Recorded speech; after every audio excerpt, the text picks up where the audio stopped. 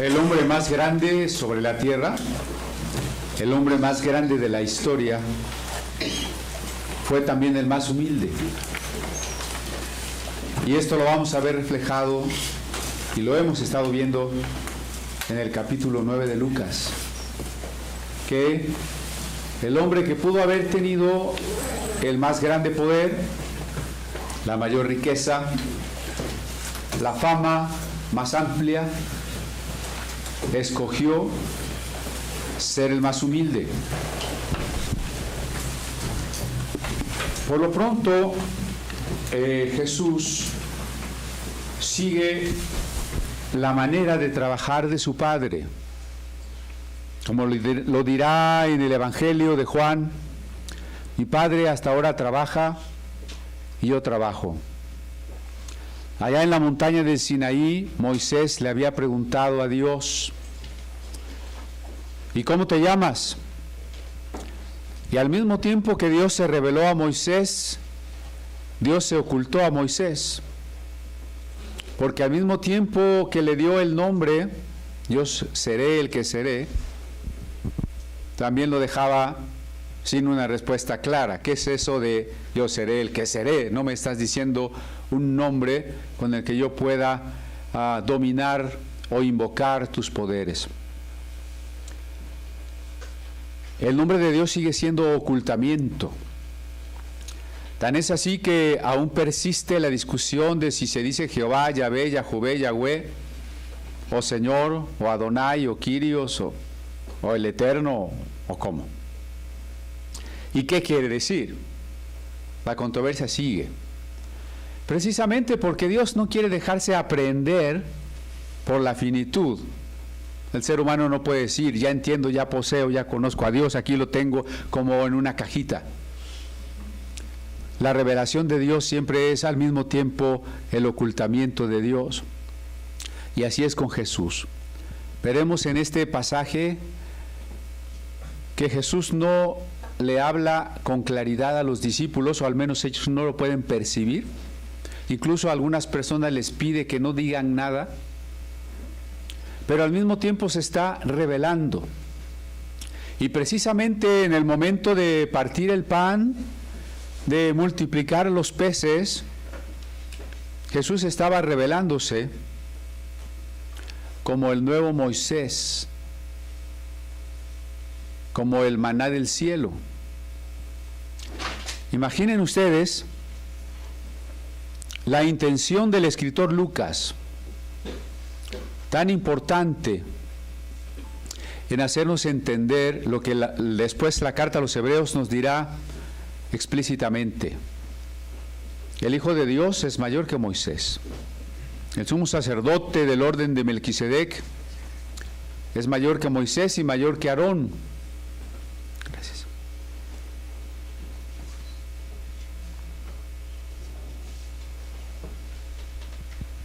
Lucas lo dice porque este nuevo Moisés, que trae una palabra nueva para el pueblo, una palabra respaldada por sanidades y por liberaciones que Moisés no tenía, a la manera del maná que Dios proveyó en el desierto, ahora Jesús multiplica los panes y los peces, lo cual es un milagro, por supuesto, lo cual es una señal de amor para todos aquellos que en esa ocasión le siguieron, pero es también un mensaje de algo más importante. Ese pan multiplicado, ese alimento que alcanzó para todos y del cual sobraron 12 canastas, es el nuevo maná. Y el nuevo maná es ni más ni menos que Cristo. Y tras ese milagro podemos leer, y de hecho ya lo hemos comentado, el verso 18, cómo Jesús toma aparte a sus discípulos y les pregunta qué opina la gente, y luego les pregunta, ¿y ustedes quién dicen que soy? Y es cuando Pedro dice, tú eres el Cristo. Y luego el verso 21, pero Él les mandó que a nadie dijesen esto. ¿No es interesante? Bien, Pedro, tú ya entendiste y tal vez con tus palabras los demás, tus compañeros, lo entendieron. ¿No sería buen momento de publicarlo? ¿Cómo funciona nuestra sociedad? Pues a través de la propaganda, que por cierto es una palabra que tiene su origen en las actividades de evangelismo, en latín la propaganda fidei, la propagación de la fe. Pero este mundo se ha vuelto un mundo de mercadotecnia, donde a través de la publicidad, a través de la persuasión, a través de los mensajes ocultos, de la explotación de nuestras necesidades básicas, alguien consigue el éxito y la ganancia. Y aún en términos de la iglesia, las personas piensan que la iglesia debe promoverse igual como se promueve el mundo. Y por eso es que a veces uno ya no sabe si en algunos lugares hay predicadores o payasos. Uno ya no sabe si hay culto o hay show. Uno no sabe si ha llegado al templo o a un auditorio pintado de negro con luces de colores y humo en el escenario. Porque pensamos que para alcanzar al mundo tenemos que hacer las mismas publicidades que hace el mundo. Y con los mismos fondos musicales, horrendos por cierto, y con los mismos engaños, porque la publicidad no se preocupa por decir la verdad o por la calidad de los productos, sino por convencer a la gente. Para eso le pagan al publicista. Y las empresas, si esto no funcionara, tendríamos que preguntarnos por qué las empresas gastan millones de dólares al año en publicidad. Pero entonces no resulta sorprendente que Jesús diga, no se lo digan a nadie. Lo esperable sería lo contrario, ¿no? Vayan y díganlo, anúncienlo, hay que hacernos publicidad. Es más, a ustedes dos los comisiono, de una vez vayan allá con el César romano y que desde allá nos ayuden con la publicidad. No se lo digan a nadie. Y hay una frase que lo reitera, encargándoselos rigurosamente. O sea, no se lo digan a nadie, pero insiste Jesús, rigurosamente. No es momento de decirlo, no es momento de ir a decirlo. Y entonces les explica, es necesario que el Hijo del Hombre padezca muchas cosas y sea desechado por los ancianos, por los principales sacerdotes y por los escribas, y que sea muerto y resucitado al tercer día.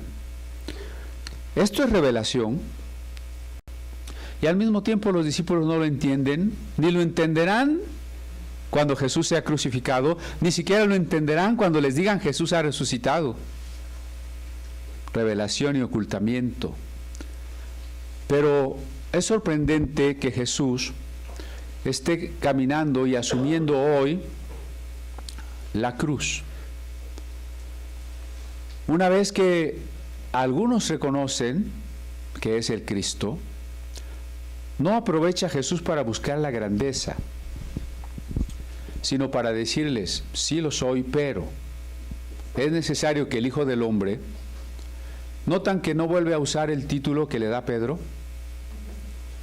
No dice, sí, como soy el Cristo tiene que pasar esto, aquello, sino usa otro título.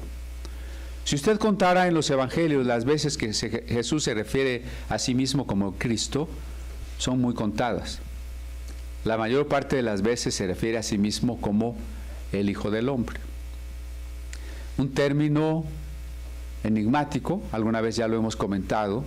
El término surge en el judaísmo tardío, en una época que llamamos intertestamentaria, y lo encontramos mencionado sus primeras veces en el libro de Enoc, en el cuarto de Esdras y especialmente en el libro de Daniel. Y el Hijo del Hombre da la idea de un ser humano celestial. Esto es lo más importante, un ser humano celestial. Y aunque el libro de Enoc no es canónico para la mayoría de los grupos judíos ni cristianos, Es canónico para la iglesia de Etiopía y para algunos grupos judíos minoritarios. Y el libro de Enoc dice que al Hijo del Hombre se le entregará el juicio de todas las naciones, y Él resucitará a los justos, y los justos convivirán y comerán y vivirán con Él por la eternidad. Eso es lo interesante de lo que aporta el libro de Enoc.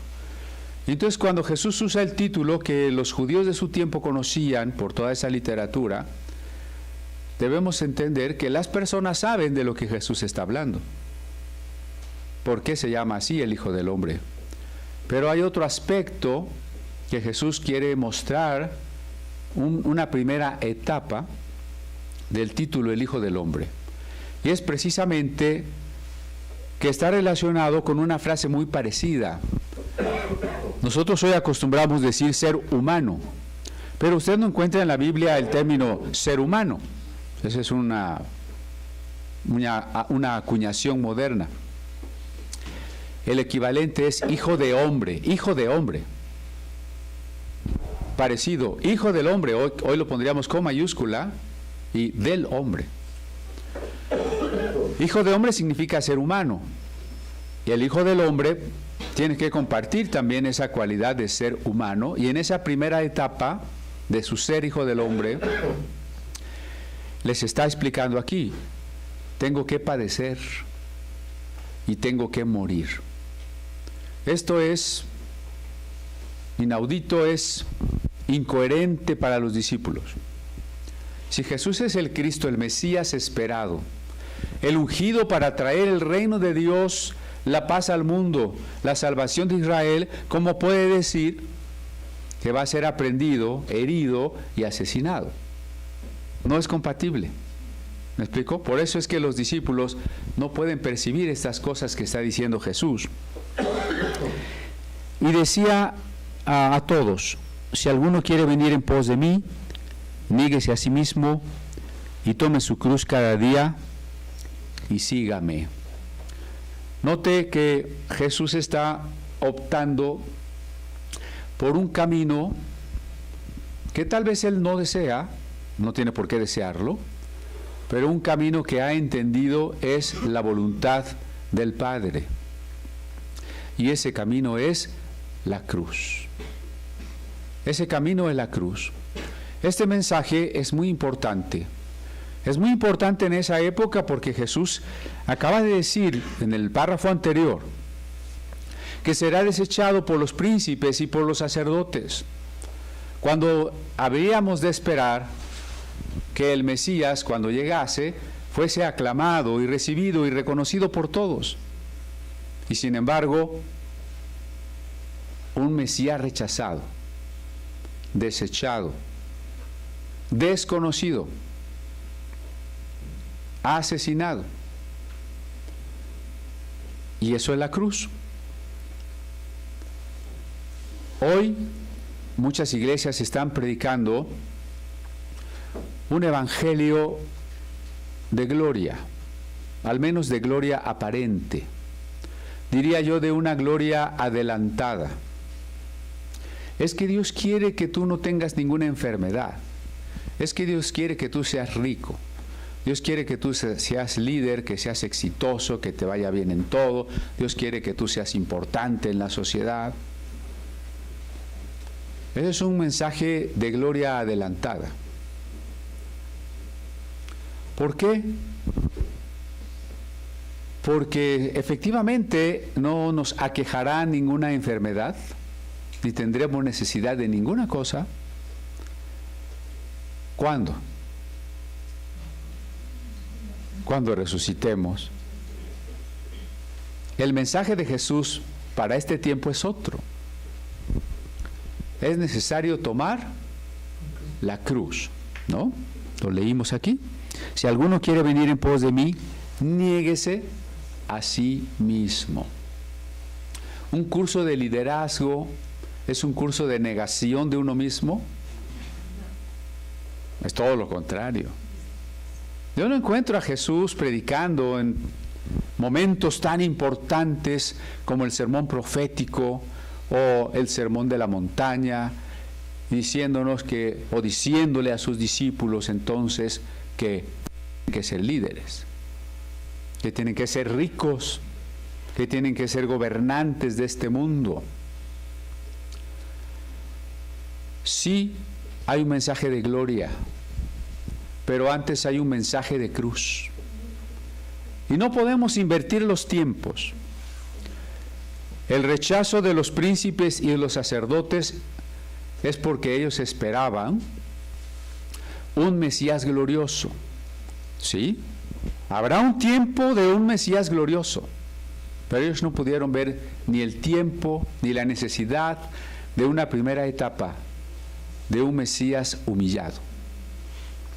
Y esto es lo que sucede a las predicaciones actuales de éxito y prosperidad.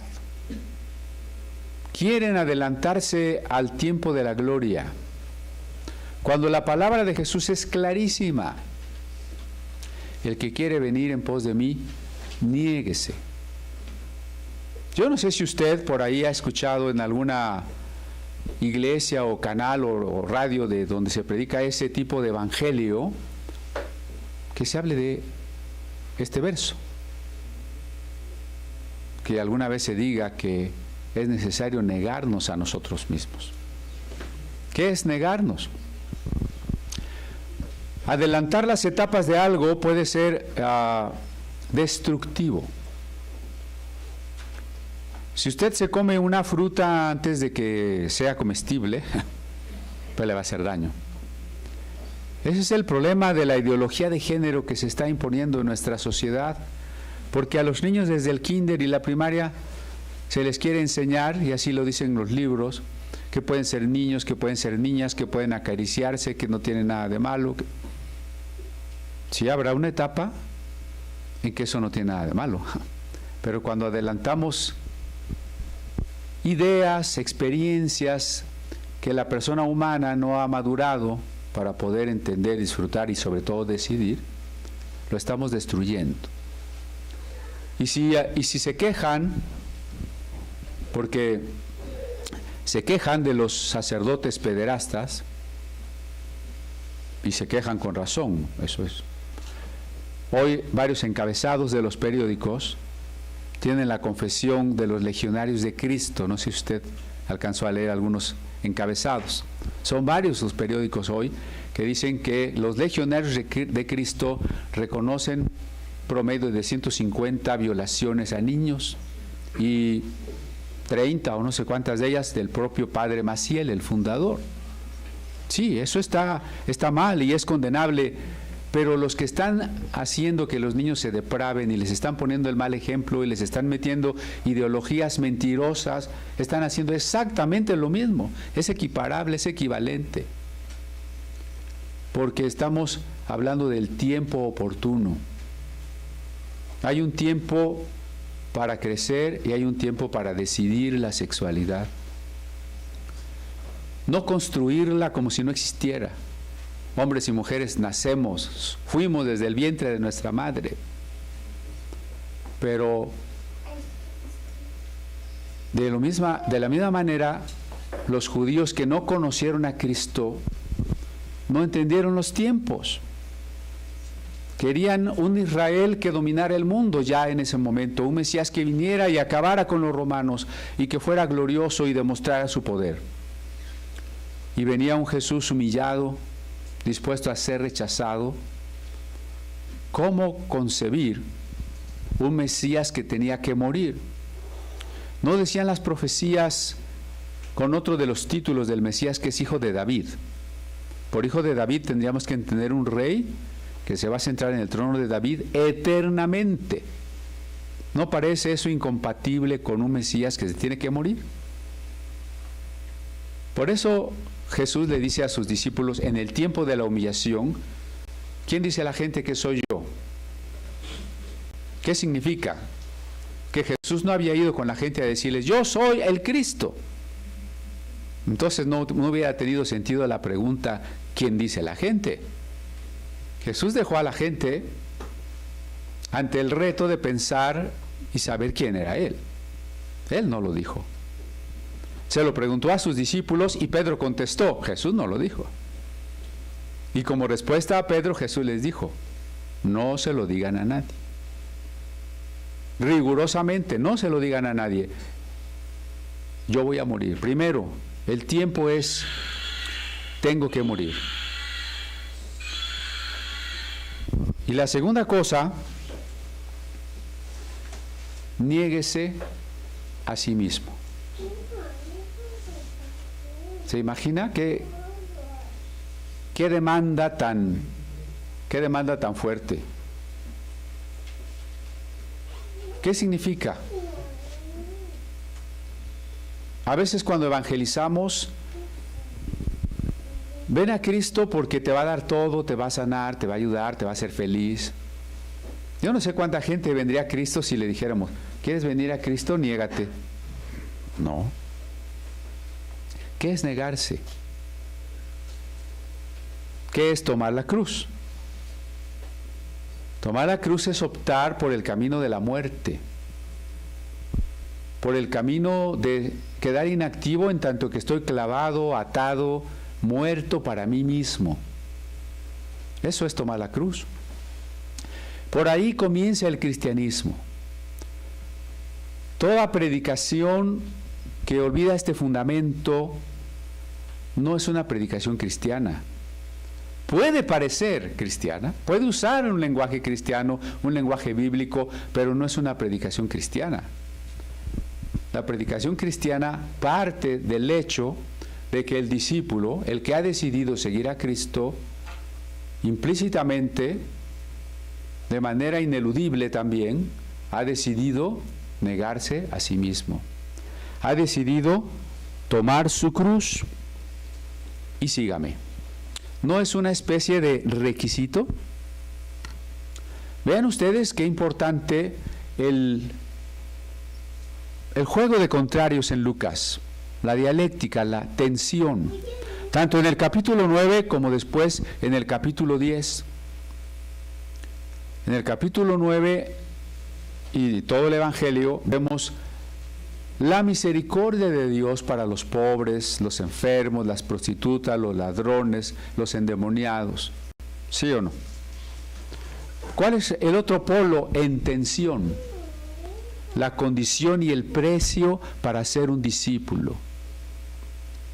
Tenemos que tener cuidado con las dos cosas. Si solo nos quedamos con la idea de la misericordia y de que Dios llama a todos los pecadores, a todos los perdidos, lo cual es cierto, pero si solo nos quedamos con esa parte, parece un Dios bonachón, de manga ancha, un Dios incluyente, en el mal sentido que hoy se quiere entender. Y si nos quedamos solo con el precio del discipulado, las condiciones para ser un discípulo, que también son verdaderas, pero si nos quedamos solo con eso, entonces caemos en un legalismo farisaico. Las dos cosas tienen que ir de la mano, inseparables. La misericordia de Dios y su aceptación incondicional, y la respuesta humana que por el hecho de ser verdadera respuesta es negación. ¿Sí me expliqué?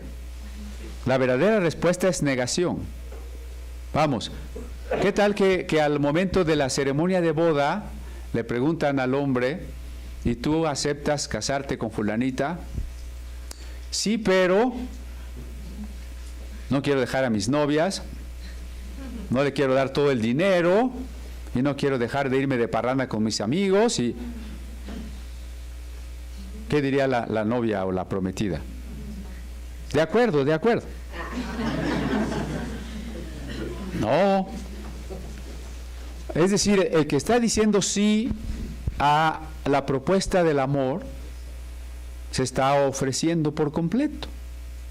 Cuando Pablo dice el hombre no se pertenece, le pertenece a la esposa no se pertenece, le pertenece al esposo, es lo mismo con Dios. La verdadera respuesta del hombre a un Dios que se entregó hasta lo último, la verdadera respuesta es entrega también. Esa es la manera de conciliar la misericordia de Dios y la condición del discipulado. Note que aquí está en tercer lugar la orden, sígame. Ese es el tercer lugar. ¿Qué hay primero? Niéguese, tome su cruz y sígame. Hay una condición para el discipulado. Y en Lucas 10 veremos de manera práctica a 3 jóvenes que se van a acercar a Jesús y cuáles son las condiciones que Jesús les pone. No me adelanto. Entonces está esa misericordia incondicional y universal. Pero la verdadera respuesta empieza desde la esencia, para ser verdadera, con una negación a uno mismo, porque es la entrega amorosa, y la entrega amorosa no es posible sin la negación. Y decía a todos, porque todo el que quiere salvar su vida la perderá, y todo el que pierda su vida por causa de mí la salvará. Jesús responde a la inversión de valores que hay en el mundo. Parece que poder rescatar nuestra vida, vivir nuestra vida, es poseerla egoístamente para nosotros. Ilustrado por la respuesta que normalmente da el adolescente: es mi vida, déjame vivirla. Esa es la manera de que se pierde la vida. La manera de ganar nuestra vida, de vivirla intensamente, no es hacernos ricos. Quien piensa, y Lucas va a ser muy explícito en otros capítulos en eso, quien piensa que tener le hará feliz, está dispuesto a hacer lo que sea, crímenes aún, para tener. Quien piensa que ser joven, pues sí, también hace lo que puede, aunque el tiempo es inexorable. Quien piensa que vivir de manera egoísta, o quien piensa que vivir en los deleites. Escuchaba yo hace poco a un joven ahí, por azar, que decía, bueno, yo me voy a morir pronto, por eso hay que disfrutar la vida. El que quiera ganar su vida, el que quiera recuperar o reclamar la vida para sí mismo, la perderá. El que quiera encontrar su vida, debe perderla. Eso se llama una paradoja, porque parece que nos estamos contradiciendo, que estamos diciendo cosas contrarias, ¿no? ¿Por qué el que quiera salvar su vida debe perderla? Pues creo que ya nos adelantamos en la explicación. La única manera de vivir plenamente y de encontrar una felicidad auténtica como resultado, la felicidad es un resultado, ¿de qué? Del amor. Y si el amor es una entrega, y si el amor implica entrega y renuncia, entonces perder la vida, ofrendar la vida, darla por el otro, es la única manera de encontrar la vida. Como decía alguien, el que no vive para servir, no sirve para vivir. El que no vive para amar, nunca va a poder ser feliz. El que se dedica a buscar la felicidad, no la va a encontrar nunca. El que se dedica a amar, va a ser feliz. Y amar puede ofrecernos caminos que en apariencia no llevan a la felicidad, porque el amor nos va a pedir muchas veces, o nos va a poner en circunstancias donde hay que sacrificarse.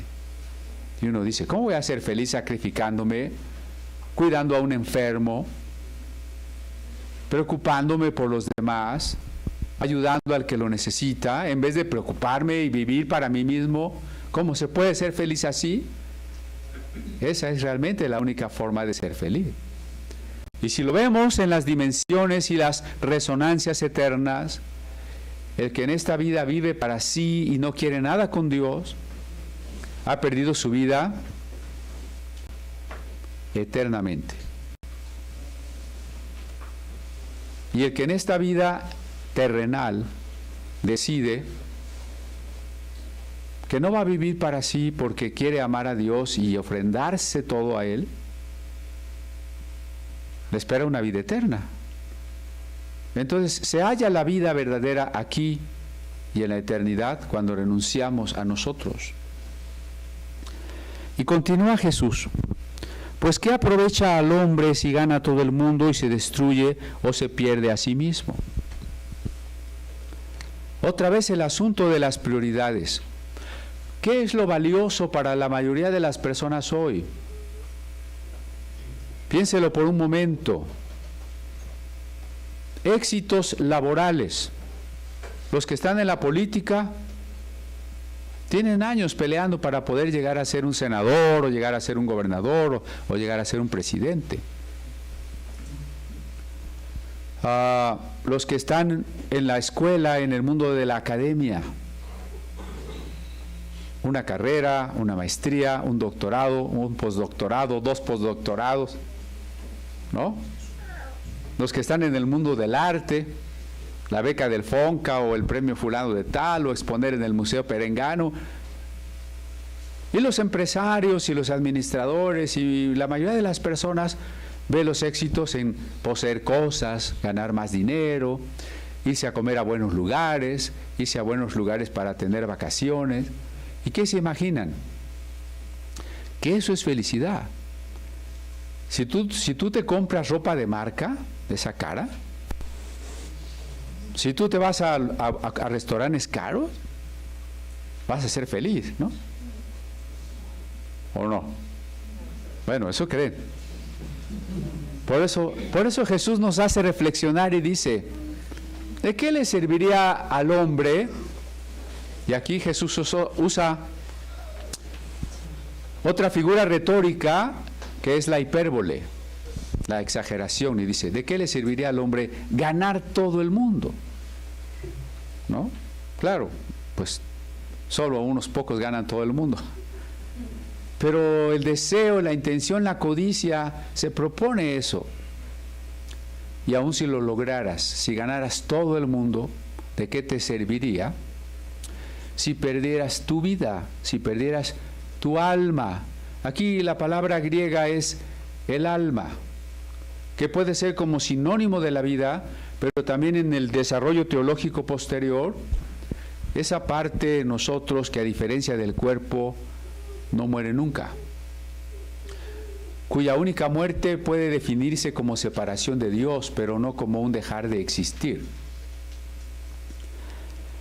Porque el que se avergonzare de mí, de mis palabras, de éste se avergonzará el Hijo del Hombre cuando venga en su gloria, y en la del Padre, y en la de los santos ángeles. Avergonzarse de Cristo no es solamente un asunto que pueden vivir los discípulos. Es que no quiero decir que soy cristiano. O cuando está bajo persecución, bueno, ya voy a decir que ya no soy cristiano. Sino este avergonzarse de Jesús y sus palabras también es aplicable al que oye el mensaje y todavía no es un discípulo. Porque el contexto en el que lo está diciendo son aquellos judíos que no quieren un Mesías humillado y rechazado. Por eso Pablo dirá que este Mesías es un escándalo y tropiezo para los judíos. Hasta la fecha, en el siglo XXI, los judíos dirán, ¿cómo va a ser el Mesías? Un hombre colgado, desnudo, allí, muerto. Eso no es nuestro Mesías. Se avergüenzan de él. Los judíos hoy se avergüenzan de Jesús. Pero todo aquel que busca el poder se avergüenza de Jesús. Y todo aquel que se cree muy intelectual para poder negar a Dios, se avergüenza de Jesús. Y todo el que predica un evangelio de riqueza y éxito, se avergüenza de Jesús y se avergüenza de la cruz. No veamos este pasaje tan lejano a nosotros. El que se avergonzare de mí y de mis palabras. No, bueno, yo no. ¿Quién sabe quién? Está muy cerca la posibilidad de avergonzarse de Cristo. Haciendo esta reflexión me vienen a la mente 2 cantos. Uno que alguna vez les compartí, que Jesús alguna vez tocó al corazón, a la vida de una persona muy joven y le dijo, Señor, estoy muy joven, no te puedo seguir. Ya en su edad adulta, ¿no?, le volvió a tocar Jesús y volvió a decirle, estoy muy ocupado, no te puedo seguir. ¿Por qué? Porque hay un precio que muchos no quieren pagar, y eso es avergonzarse de Cristo. Yo prefiero la riqueza, no esa pobreza de los cristianos. Ojalá los cristianos realmente nos significáramos por la modestia, la sencillez, la pobreza. Ay, no, pastor, ya me voy a una iglesia donde haya puros ricos. Hay mucha gente que va a iglesias de gente rica porque le gusta codearse con los ricos, a ver si algo se le pega. No es la invitación de Jesús. Me viene a la mente este otro canto que dice: oh, yo siempre amaré esa cruz. ¿Recuerdan ese canto? En alguna iglesia le cambiaron, se les hizo escandalizante o idolátrico, no sé, y dijeron: oh, yo siempre amaré a Jesús. Por supuesto que amamos a Jesús, pero lo que el canto dice es: yo siempre amaré esa cruz. ¿Y qué quiere decir? Que si Jesús tomó la cruz, yo tomo la cruz. Yo me identifico con la cruz de Jesús. ¿Y qué es la cruz? La cruz es negación. La cruz es muerte. Sí, pero también la cruz es vergüenza, dolor, humillación. Jesús no solamente murió en la cruz, también tuvo dolor. Quizá a veces pensamos: bueno, sí me voy a morir, pero ojalá que cuando me muera no me duela. El dolor es... Imagínense que se muere asfixiado, quemado, torturado. Uy, qué difícil, es más difícil. Pero la cruz también es vergüenza, porque Jesús pudo haber venido y haber muerto con la gratitud y el reconocimiento de todos. Pero no, se ofreció por amor a nosotros ante la burla, el menosprecio y el rechazo de nosotros. Entonces, cuando entendemos que la cruz es amar al otro y sufrir por el otro y negarnos por el otro y estar dispuestos a ser avergonzados y rechazados por el otro, podemos amar la cruz. ¿No será que los cristianos son masoquistas?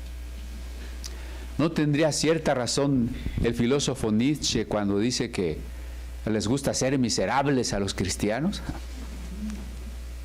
Es el primer paso del discipulado: tomar la cruz y seguir la cruz, e identificarnos con Cristo en la negación, en la renuncia a una vida, porque entendemos que renunciar a esa vida es ganar la vida. Y también entender que no queremos ganar el mundo, ni la riqueza, ni la fama, ni los títulos, ni el dinero, ni el poder. Solamente queremos ganar a Cristo. ¿No le decía Pablo? Pablo, que podría presumir de muchas cosas. Decía: sí, yo soy judío de judíos, fariseo de fariseos, y podría haber seguido diciendo: yo hablo tantos idiomas y conozco la filosofía, y yo podría ser rico y tal. Pero dice: y todo eso lo tengo por basura para ganar a Cristo. Me he propuesto no saber otra cosa entre ustedes más que a Jesucristo y a este crucificado. Por eso decimos que todo esto es el fundamento del Evangelio. Ahora, trate de ver ese capítulo como un todo. En el versículo 1 del 9, de Lucas 9, el Señor mandó a los 12. Y en el verso 2 dice: les envió a predicar el reino de Dios. Me sorprende que no dice: y Jesús les envió a predicar que Él era el Cristo y que la gente aceptara a Cristo. ¿Verdad que no dice eso? No está mal que prediquemos a Cristo, por supuesto, pero en ese momento Jesús no está diciendo: a ver, 12, vayan y predíquenme a mí. Está diciendo: vayan y prediquen el reino. Prediquen el reino. Ese es el concepto del capítulo 9, ¿no? Prediquen el reino. Y luego vimos que antes de la multiplicación milagrosa de la comida, hay una inquisición de Herodes para saber quién es ese Jesús.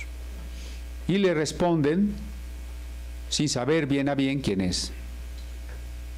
Dicen que es Elías, dicen que es Jeremías, dicen que es Juan el Bautista, que tú decapitaste y que ha resucitado.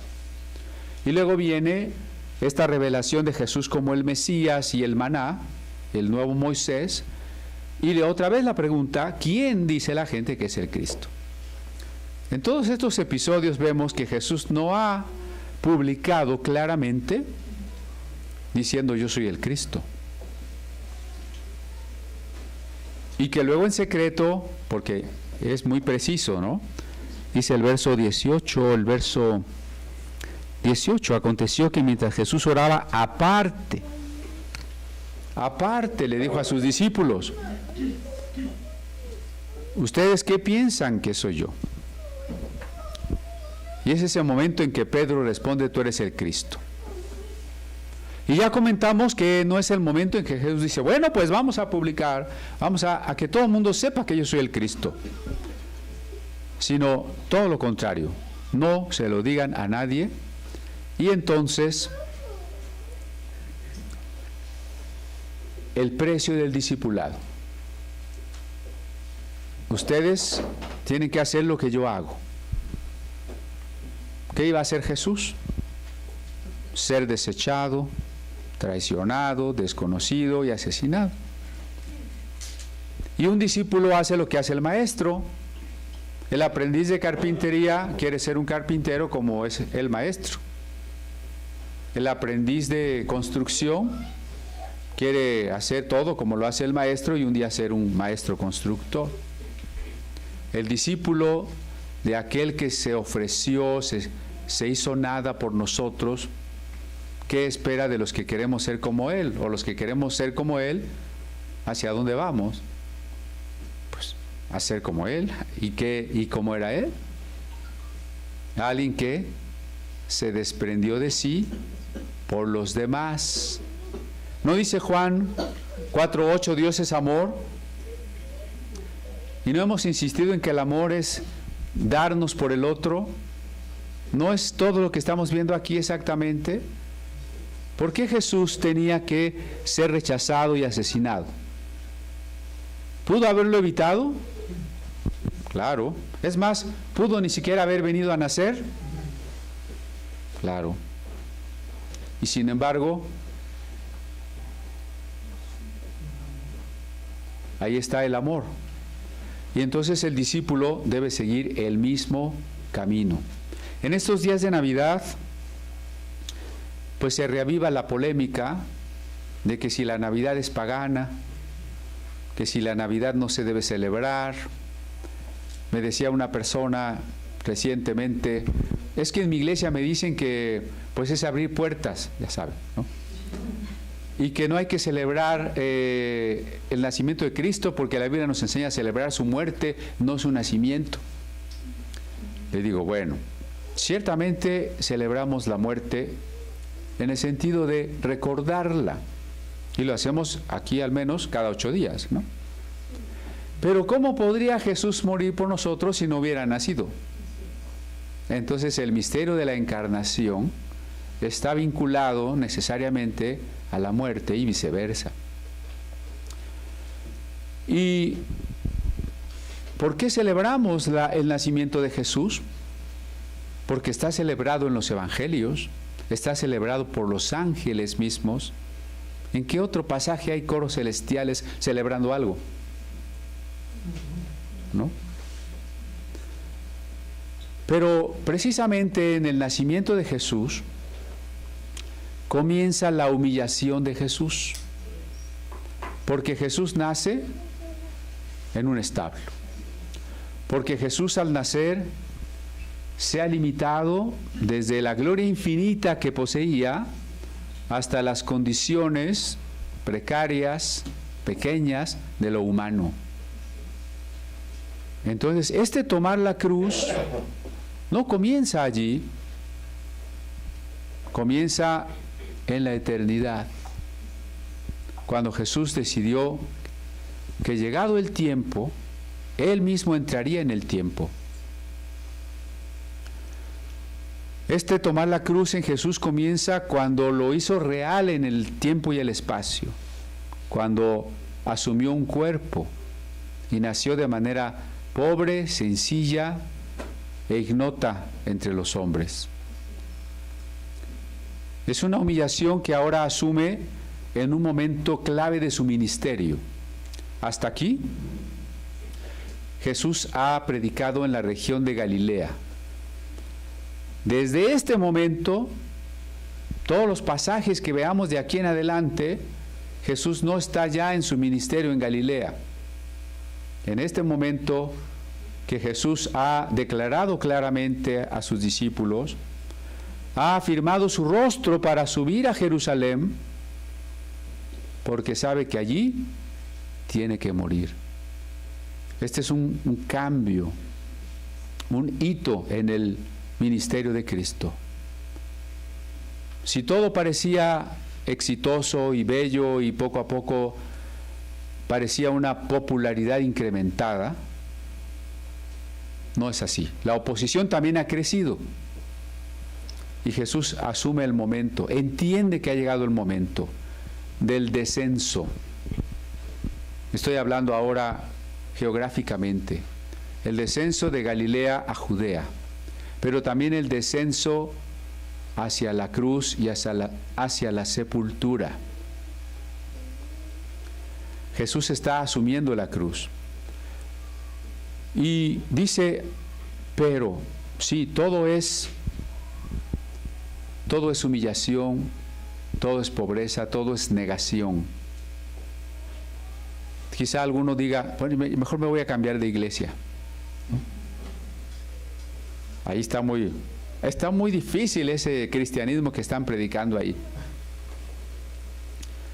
Jesús le da un consuelo a algunos y les dice, pero algunos de ustedes no gustarán la muerte, no probarán la muerte, no llegarán a morir sin haber visto el reino de Dios. No se lo dice a todos, dice a algunos de ustedes. Y surge la gran pregunta, ¿quiénes?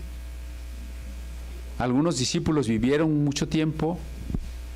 ¿No surgió después una leyenda acerca de Juan y la leyenda decía que Juan no moriría? ¿No ha habido leyendas populares de personas que han vivido siglos, como el judío errante o el conde de San Germán? ¿A qué se refería Jesús cuando está diciendo algunos de ustedes no morirán sin haber visto el reino de Dios? Si usted quiere saberlo, lo esperamos el otro domingo.